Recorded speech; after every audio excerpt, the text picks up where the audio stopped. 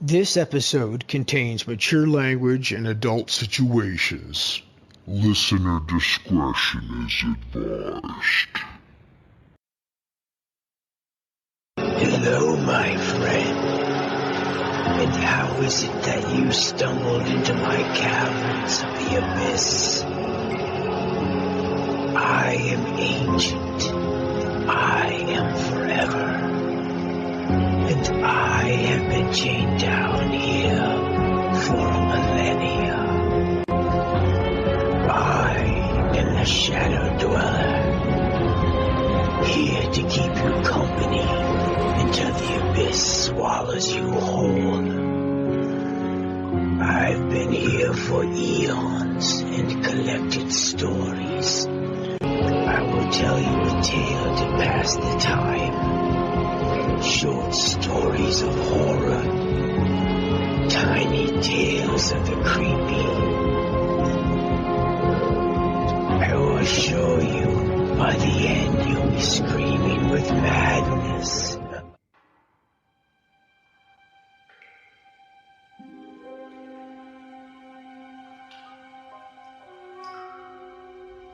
Hell am I? How'd I get here?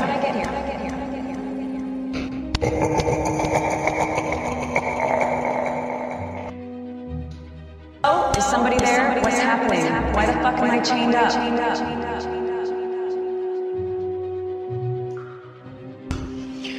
I hope you've been enjoying your stay in my caverns of the abyss. Morbid Morsals is a new chapter of terror. A short tale of madness to, let's just say, carry your tremendous suffering over to the longer, fuller episodes. So until then, my friends, I've got another poor, unfortunate soul to torture. My apologies if the chains are too tight. Wouldn't want you wandering around down here in the dark. You never know what you bump into. Or for that matter, what would bump into you. Let me go.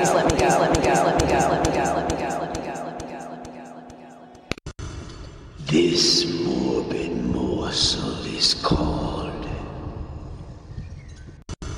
the Shadow People.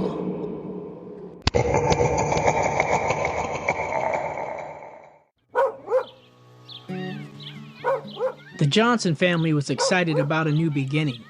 They had just moved into a charming old house nestled in a quaint, secluded town. The atmosphere seemed peaceful, the perfect place to create new memories. Little did they know their dream home would soon become a nightmare. As they settled in, strange occurrences began. Late at night, whispers would echo through the empty hallways, their words barely audible but filled with an eerie presence. The family members would exchange nervous glances, unsure of the source of these unsettling sounds. One evening, as Mrs. Johnson was preparing dinner, she caught a glimpse of movement in the corner of her eye. Turning swiftly, she saw a shadowy figure disappearing into the air. The knife slipped from her hand, clattering on the floor. Her heart pounded in her chest as her mind raced with confusion. Am I losing my mind? She whispered to herself, gripping the edge of the counter. Daniel! She called, her voice shaky. Her husband Daniel rushed in. What happened? I saw something. A shadow. It was just here and now, then it wasn't. Daniel sighed. You've been on edge since we moved in. It was probably just your imagination. But Mrs. Johnson couldn't shake the feeling that something was off. One night, Rebecca had dozed off reading a book in bed. Daniel couldn't sleep. He started hearing a soft, rhythmic scratching sound coming from behind the bedroom walls. Sitting up in bed, his eyes darted toward the closed bedroom door, where we heard more soft tapping, like the scrape of nails as it echoed through the stillness. He nudged his wife. Rebecca, Are you awake? Do you hear that? Something's inside the walls. Guess I'm gonna have to call the exterminator tomorrow and have them check for mice or rats. It's probably nothing, hun. Just go back to sleep. We'll call first thing in the morning, okay? She reassured, though her voice trembled, but deep down she knew something was wrong. It wasn't just the Johnsons who were experiencing these unexplainable phenomenon. Across town, the Peterson family had just moved into a strikingly similar house. They too were tormented by inexplicable voices and strange noises that seemed to come from nowhere. Doors creaked open by themselves, cold spots hovered like invisible specters, and shadows moved in ways that shadows shouldn't. Late one night, Mr. Peterson's daughter Emily began waking up screaming. "The lady in the hall!" she cried. "She's watching me!" Mr. Peterson, trying to reassure his daughter, walked down the darkened hallway with a flashlight. He could feel the temperature had dropped. His breath fogged in front of him, and a door slammed shut, echoing through the house. The next night, the Petersons family were lying in their beds. They were jolted awake by a loud crash from the living room. Mr. Peterson grabbed a flashlight and rushed downstairs. As he reached the bottom, his light flickered, revealing a figure standing in the center of the room. A pale, translucent shape, its face twisted in sorrow. "Who's there?" he called. His voice was trembling with fear. The figure stared at him, unmoving, its hollow eyes locked on his. He then felt a cold breeze brush past him as the chair tipped over and the family portrait shattered from the walls. Upstairs, Mrs. Peterson sat bolt upright in her bed, breath coming out in shallow gasps. "Robert, there's something in here. They're inside the bedroom." Desperate to understand, the Johnsons and the Petersons, each haunted by relentless apparitions, began researching the history of their homes. They discovered an unsettling truth. Both discovered that they lived in houses built on cursed land. The townsfolk spoke in a hushed tones about past families who had vanished without a trace, their fates intertwined with an ancient, malevolent force. They uncovered an ancient curse, a binding ritual performed centuries ago that left the souls of those who lived in the homes suspended between life and death. Across town, the Johnsons were experiencing the same nightmare. As they sat huddled in their living room, the flickering light of their single candle casting long shadows, they saw it. Another family just standing beyond the doorway, staring at them with wide, terrified eyes. The two families seemed to be looking directly at each other, yet no one spoke. What the fuck? I think they can see us. Mr. Johnson said in a shaky voice. But how is that even possible? The two families were witnessing the same terrifying sight, each seeing the other, yet trapped in belief that they were being haunted by ghosts. The Petersons saw the Johnsons as phantoms, and the Johnsons saw the Petersons the same way. Days turned into weeks, and the families found themselves trapped in a never-ending cycle of fear and confusion. They could communicate only through fleeting glimpses of whispers that barely reached their ears, like voices carried on a distant wind. At night, they'd hear strange, distorted conversations. "Can you hear me? Who are you?" The truth hit them hard. They were not just living in haunted houses. They were the ghosts haunting each other. Is this it? Are we dead? Mrs. Peterson asked, her voice barely above a whisper. No, we're not dead. We can't be. There's got to be a logical explanation. I think we're stuck. We've been seeing each other this whole time, like reflections in a broken mirror. Desperation set in, and the families were both on the verge of madness. They sought help from a renowned paranormal investigation group called Twisted Souls Paranormal. The group arrived one night with their gear and equipment. Accompanying them was Father O'Reilly. an elderly priest known for performing exorcisms and was often called upon on extreme cases.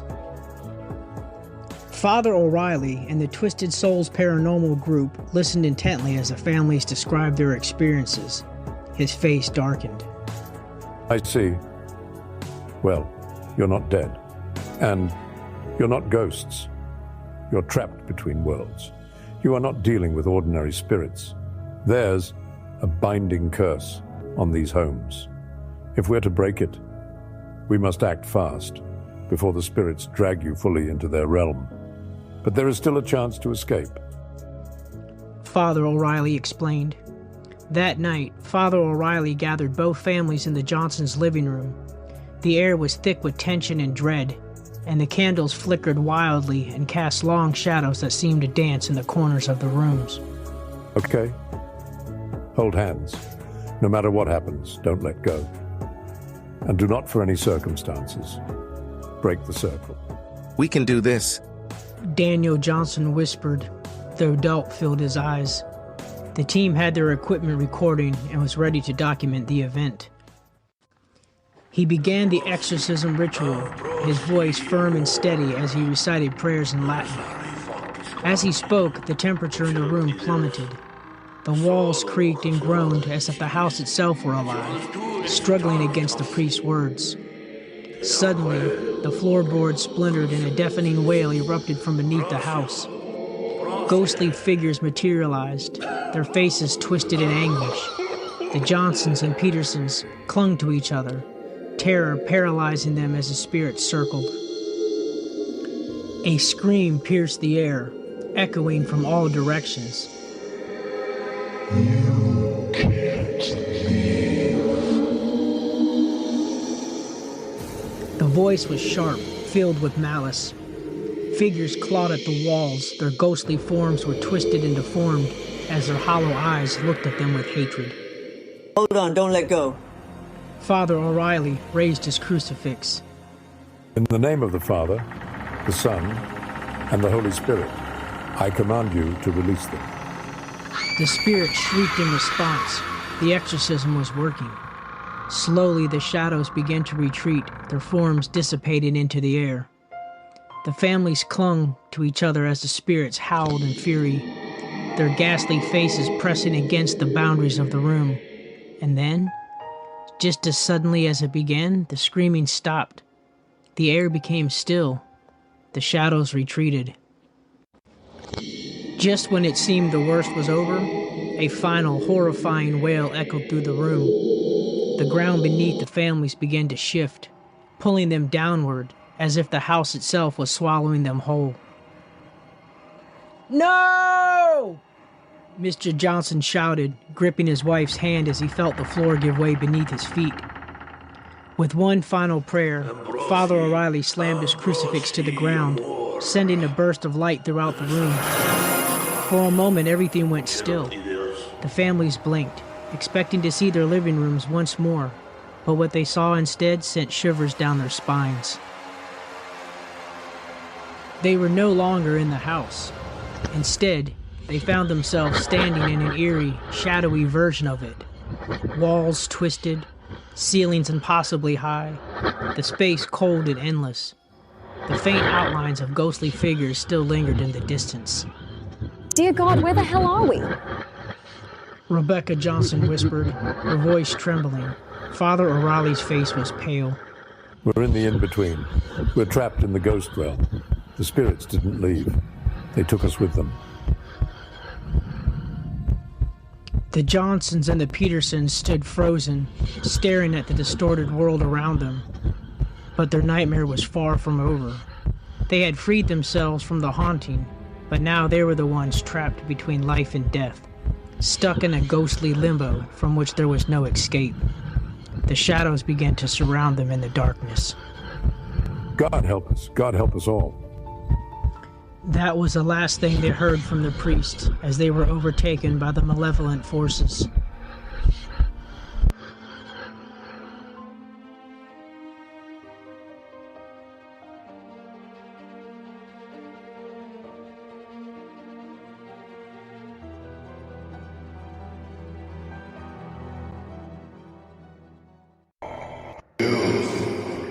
What did you think about that terrifying tale?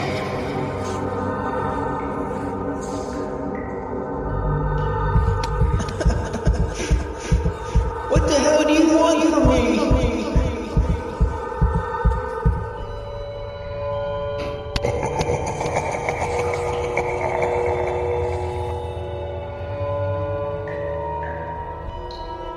To enjoy your endless suffering and pain until there is nothing left of you and you are swallowed by the abyss. No, stay back.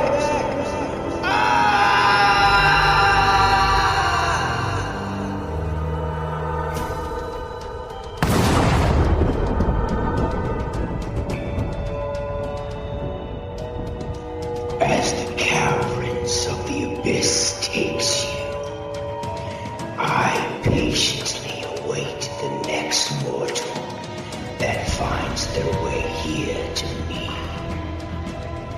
Your dark thoughts always lead you to me. So, my friends, until next time, I look forward to tasting your fear.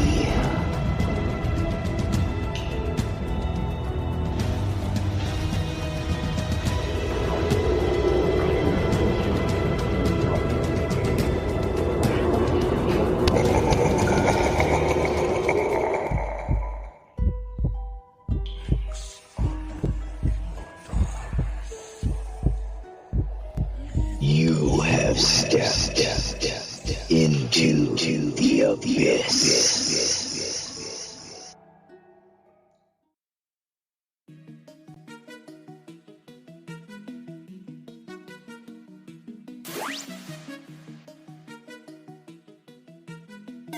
Into the Abyss has been a Darkshogun production in association with Twisted Souls Media. Hi, I'm Troy Bursch, creator and producer of the short horror story audio podcast Into the Abyss.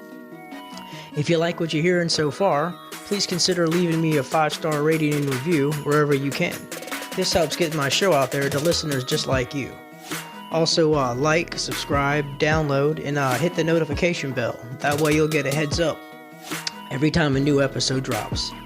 Thanks to everyone who listened so far, and I'll have my information in the show notes. Thanks. Follow me on Facebook or Instagram. Facebook is into_the_abyss_podcast. Instagram is into_the_abyss_podcast. Hey guys, be sure to check out my new website, intotheabysspodcast73.com. There you'll find episode blogs, breakdowns, character discussions, topics for upcoming shows. I also have a merch store. You can buy yourself some dope stickers, show your suffering support to the Shadow Dweller. And I also have some dope-ass beats that I make called DJ Trillium Tracks. Or go ahead and shoot me an email, troy@intotheabysspodcast73.com. If you'd like to support the show, you can go to buymeacoffee.com/theshadowdweller73. This is a one-time donation and will be greatly appreciated. Any donations that I receive will go directly to the show, better equipment, and to put out the best product out there for you guys to enjoy. So that's buymeacoffee.com/theshadowdweller73. And anything helps. Thanks, guys. When you're checking out the website, be sure to check out DJ Trillium Tracks. These are most of the songs that I make up to put in the show's outros. These are sick, dope beats to keep your head ringing. I have the Q&A feature on Spotify as well. Drop me a comment or ask a question and I'll definitely respond. Thanks again for listening and downloading. Keep sharing the show, either through social media or with your friends or family. Hate Playing by DJ Trillium.